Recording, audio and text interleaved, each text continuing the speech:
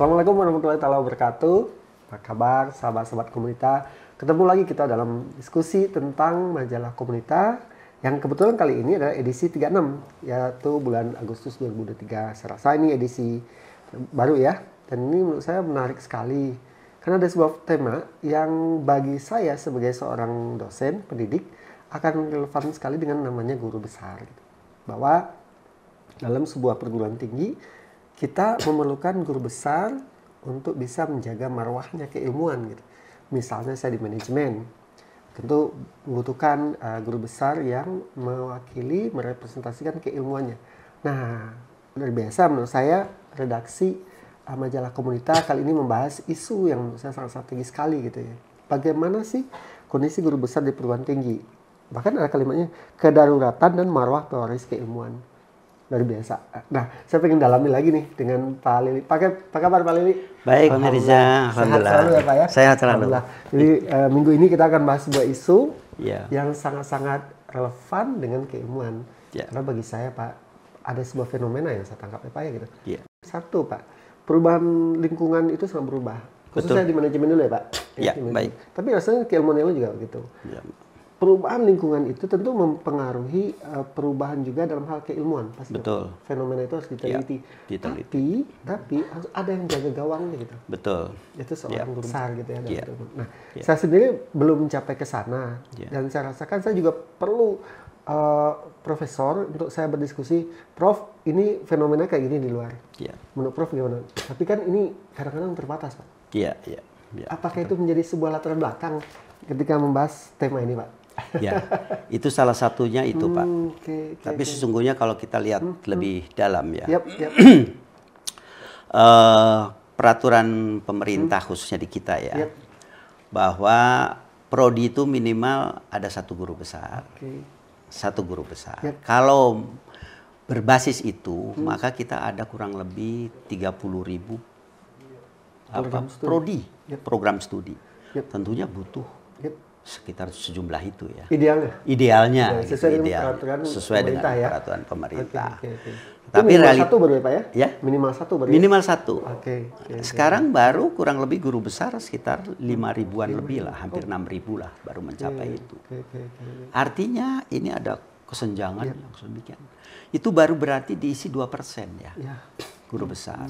Padahal kita menghendaki bahwa perguruan tinggi ketika melakukan proses sebagai lembaga pendidikan tentunya harus dijaga tadi ya, supaya bidang keilmuannya tetap ini dan segala macam dijaga.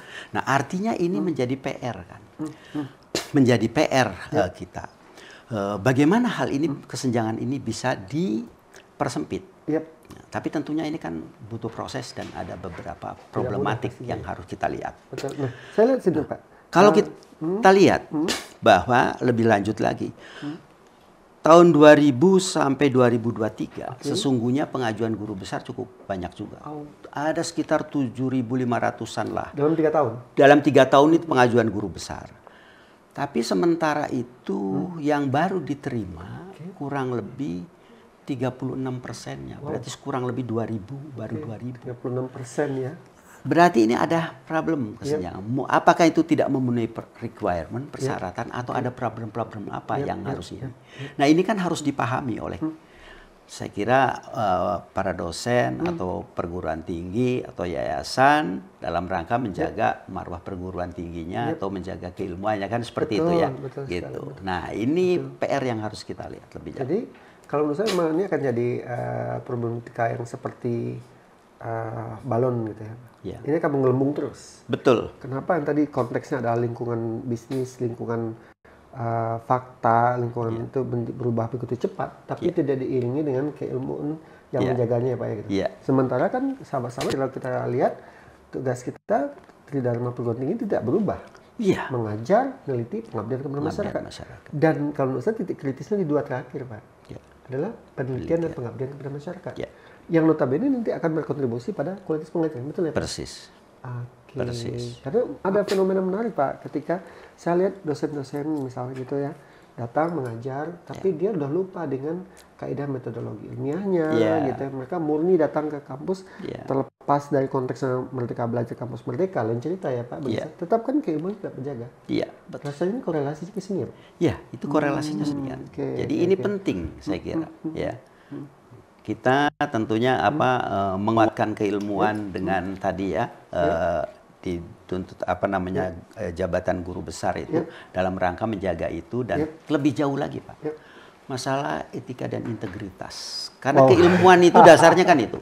Betul, kita harus berpegang pada etika dan integritas. Itu harga mati. Ya, harga mati. Karena harus kebenaran yang diangkatkan begitu. Itu hal yang universal. Nah, kalau kita lihat kalau gitu satu adalah dalam konteks perubahan lingkungan begitu cepat tapi tidak diiringi dengan support atau keberadaan daripada guru besar. Itu yang pertama. Yang kedua dari sisi quantity tadi apa ya? Out of kebutuhan ideal 30.000 tapi baru 5.000-an. Ini kan menjadi fenomena luar biasa. Dan terakhir saya baca juga di sini Pak, ketidakmerataan itu gimana ceritanya Pak? Ya, kalau kita tahu bahwa perguruan tinggi di Indonesia itu ada kurang lebih 4.000-an ya. PTN kurang lebih 1.500-an lah kurang lebih. PTS yang terbanyak kaitannya dengan itu.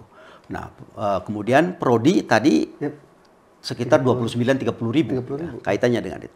Nah, kalau kita lihat sebaran guru besar itu umumnya lebih banyak di PTN.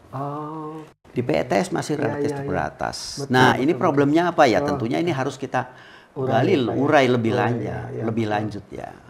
Kenapa kok sulit seperti itulah?